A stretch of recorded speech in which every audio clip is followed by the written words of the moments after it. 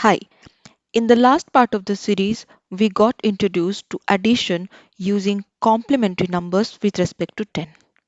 We got to know how we use the tens pairs to break down the numbers that are greater than 5. In this part, we are going to discuss how to do addition using complementary numbers with respect to 5. We have two pairs of numbers to remember. 1 and 4 make 5. 1's 5's pair is 4 and 4's 5's pair is 1. They are 5's complements to each other. Similarly, 2's 5's pair is 3 and 3's 5's pair is 2. They are also 5's complements to each other. To do an addition using a 5's pair, we have a formula. It says add 5 and subtract the 5's pair. Now let's bear in mind a few things. On this instrument, we have only 5 bits to represent the numbers 1 to 9. So sometimes we do not have enough number of bits to do an addition. Now, for the numbers 1, 2, 3 and 4, we have both a tens pair and a 5's pair to use. So there is a strategy here. We try to figure out if we have a 5 available to add. Let's understand these points through some examples. First example, 4 plus 1. Let's write 4. To add 1, we do not have one lower bit available.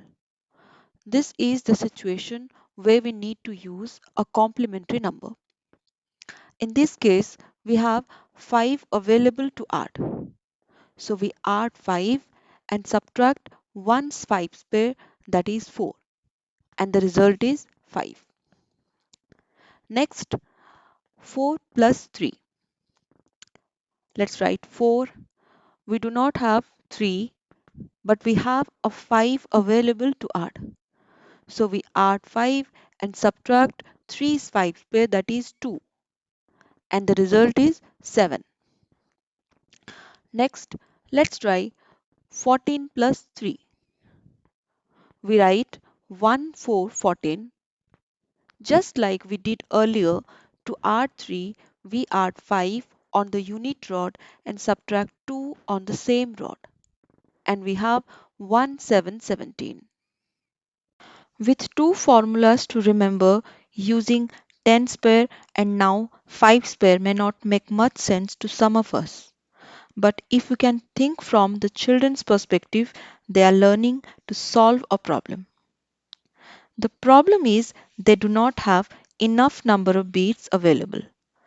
To solve that, they should think of using a complementary number. If they should use a tens pair or a 5's pair.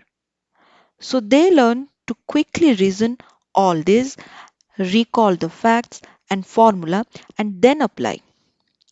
With practice, we see the students growing comfortable with the numbers. It's because learning to picture the numbers 1 to 9 using only 5 bits over distinct rods make it easy. So that's it.